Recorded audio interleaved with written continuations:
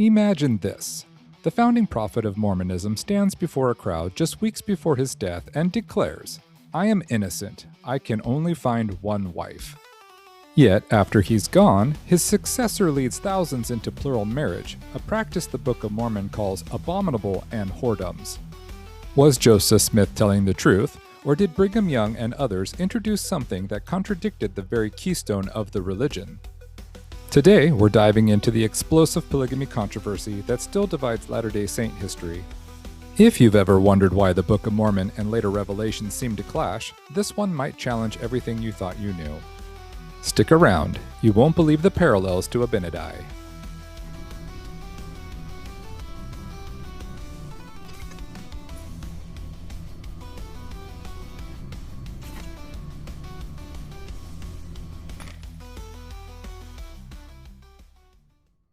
It is a striking irony in modern Latter-day Saint circles. Defend the position that Joseph Smith, the prophet of the Restoration, never preached or practiced polygamy, and that the Book of Mormon unequivocally condemns it, and you risk being labeled blind or on the path to apostasy, or worse. This view directly contradicts the official doctrine upheld by LDS leadership, particularly Doctrine and Covenants section 132, and challenges the historical practices of Brigham Young and the saints who followed him westward after 1846. Yet, it raises profound questions. Why do so many LDS members prioritize the words and actions of Brigham Young over those of Joseph Smith? Why elevate D&C 132 above the Book of Mormon, which Joseph himself called the most correct of any book on earth and the keystone of our religion? Joseph Smith declared on May 26, 1844, shortly before his death, "What a thing it is for a man to be accused of committing adultery and having 7 wives when I can only find one. I am the same man and as innocent as I was 14 years ago, and I can prove them all perjurers." How can believers accept that Joseph, the man who translated the Book of Mormon and restored the gospel, would lie about such a fundamental matter while recoiling at the idea that Brigham Young and others might have introduced or perpetuated a false practice? The Book of Mormon is remarkably clear and consistent on the subject of plural marriage. It condemns the practice of taking multiple wives and concubines as abominable before the Lord and labels it whoredoms. The divine standard is unambiguous monogamy. "For there shall not any man among you have save be one wife, and concubines he shall have none." Jacob chapter 2, verse 27. The Nephites were not commanded to take plural wives and concubines. Instead, they excused their lust by appealing to David and Solomon, whose many wives and concubines the Lord explicitly called abominable. This stands in direct tension with later 19th century teachings. Joseph taught that abiding by the Book of Mormon's precepts brings one nearer to God than any other book. So why elevate a later revelation that appears to contradict the keystone of the religion? The Book of Mormon provides a powerful parallel. Abinadi, a seemingly ordinary man with no high office, confronted King Noah and his priests. Their sins began with polygamy. "And he, King Noah, had many wives and concubines. And he did cause his people to commit sin, and do that which was abominable in the sight of the Lord. Yeah, and they did commit whoredoms and all manner of wickedness." Mosiah chapter 11, verse 2. Abinadi called them to repentance using the law of Moses they claimed to teach. Earlier in their history, Jacob had shared the Lord's word and warning with their people regarding such whoredoms. "But the word of God burdens me because of your grosser crimes. For behold, thus saith the Lord, this people begin to wax in iniquity. They understand not the Scriptures, for they seek to excuse themselves in committing whoredoms, because of the things which were written concerning David and Solomon his son. Behold, David and Solomon truly had many wives and concubines, which thing was abominable before me, saith the Lord. Wherefore, thus saith the Lord, I have led this people forth out of the land of Jerusalem by the power of mine arm, that I might raise up unto me a righteous branch from the fruit of the loins of Joseph. Wherefore, the Lord God will not suffer that this people shall do like unto them of old. Wherefore, my brethren, hear me, and hearken to the word of the Lord. For there shall not any man among you have save it be one wife, and concubines he shall have none. Jacob chapter 2, verses 23 through 27. Abinadi echoed the Lord's clear standard, monogamy as the law, with plural marriage as an abomination. The priest and the people, steeped in their traditions and justifications, likely viewed Abinadi as a dangerous apostate, blind to their higher practices and revelations. They rejected his message and killed him. Today, many faithful individuals, often no-name members or independent believers, step forward with a similar message. They point out that the persistent polygamy doctrine and narrative in LDS teachings contradict the Book of Mormon's plain words. They echo the spirit of Abinadi. If ye teach the Book of Mormon, why do ye not keep it? Why do ye commit whoredoms and spend your strength with harlots? Yeah, and cause this people to commit sin. The Book of Mormon itself warns against deception. Yeah, Lord, I know that thou speakest the truth, for thou art a God of truth, and canst not lie. Ether chapter 3, verse 12. Woe unto the liar, for he shall be thrust down to hell.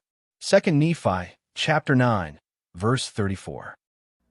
The Bible reinforces this. Thou shalt not bear false witness against thy neighbor. Exodus chapter 20, verse 16. If polygamy was not from Joseph, then public denials by church leaders while secretly practicing it constitute bearing false witness on a massive scale. Historical records show that several key figures engaged in plural marriages in secret during Joseph's lifetime, often in violation of the church's published policy.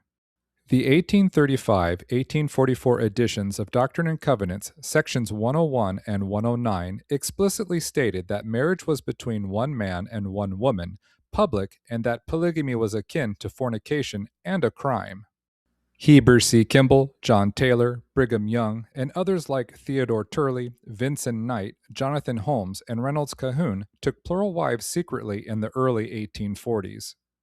John C. Bennett and others were excommunicated for similar spiritual wifery practices which they falsely claimed Joseph authorized. A particularly clear example comes from John Taylor. In 1850, during a public debate in Boulogne-sur-Mer, France, while already practicing polygamy, he had married additional wives in secret years earlier, including Elizabeth Kagan in 1843 and Jane Ballantyne in 1844. Taylor vehemently denied the practice. We are accused here of polygamy, and actions the most indelicate, obscene, and disgusting, such that none but a corrupt and depraved heart could have contrived. These things are too outrageous to admit of belief. Inasmuch as this Church of Jesus Christ has been reproached with the crime of fornication and polygamy, we declare that we believe that one man should have one wife, and one woman but one husband, except in case of death. Taylor had by then already entered into at least 2 plural marriages himself. This was not an isolated incident. Broad public denials of polygamy continued until its official announcement in 1852. Today, the LDS Church excommunicates members found practicing polygamy, enforcing monogamy as official policy.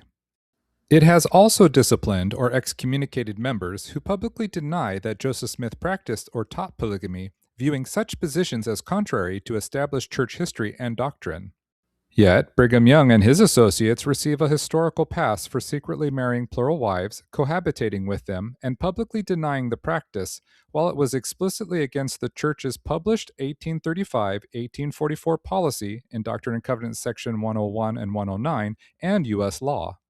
The justification often given is a private revelation permitting it despite public statements and legal risks.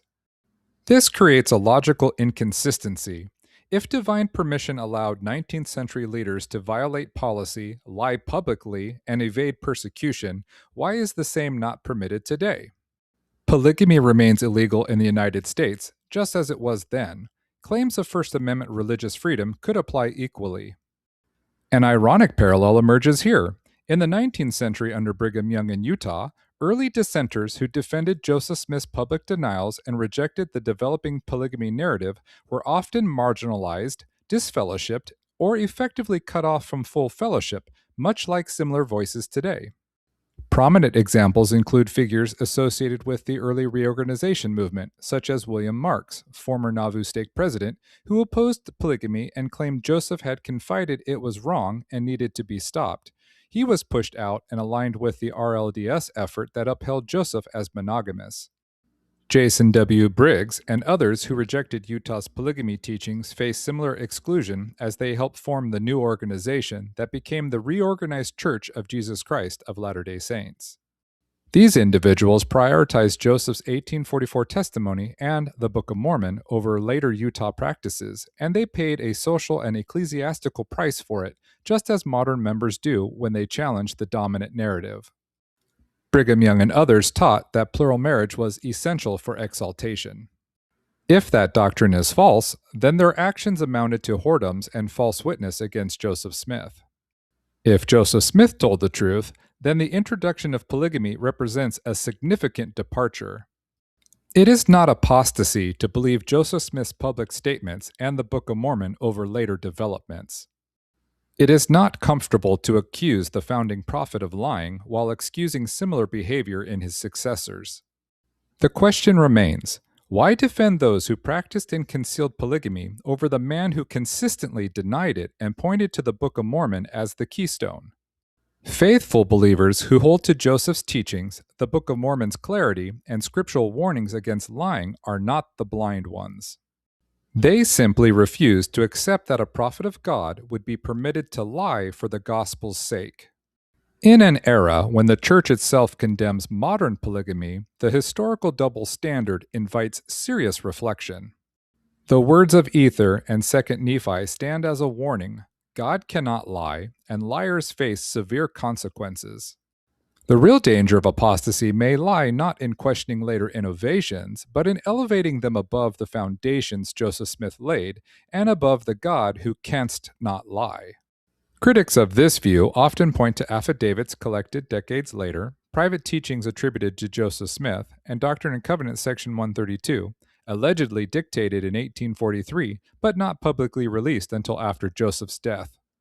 They argue that Joseph introduced plural marriage secretly as a divine commandment, with the public denial serving as a necessary protection against persecution. Proponents of the monogamous position counter that these later accounts conflict with Joseph's repeated public statements, including the 1844 denial and the 1835 Doctrine and Covenants policy and the Book of Mormon's plain text. They note that many secret marriages by associates occurred while Joseph was actively excommunicating others for similar spiritual wifery, and that D&C 132 itself was never presented to the church during Joseph's lifetime. Regardless of one's conclusion on the historical complexities, the tension remains. The Book of Mormon and Joseph's public testimony stand as the clearest, earliest witnesses. Faithful inquiry should prioritize them over later developments that required public deception. That's the heart of this controversy, prioritizing the Book of Mormon and Joseph's public testimony over later practices that required public denials. It's a tough question, but one worth wrestling with honestly as students of the Restoration. If this video made you think, hit that like button. Drop a comment below with your thoughts. Do you see Joseph as the consistent monogamist, or do the later accounts hold more weight? I'd love to hear from you, and make sure to subscribe and turn on notifications so you never miss future deep dives. For more articles published daily on history, faith, scripture, and a wide variety of thought-provoking topics, head over to my Substack at humblymybrain.substack.com. The link is in the description. There, you'll find the full written version of this piece and plenty more. Thanks so much for watching. Check out my other videos on related restoration topics while you're here, and I'll see you in the next one. Take care, and keep seeking truth.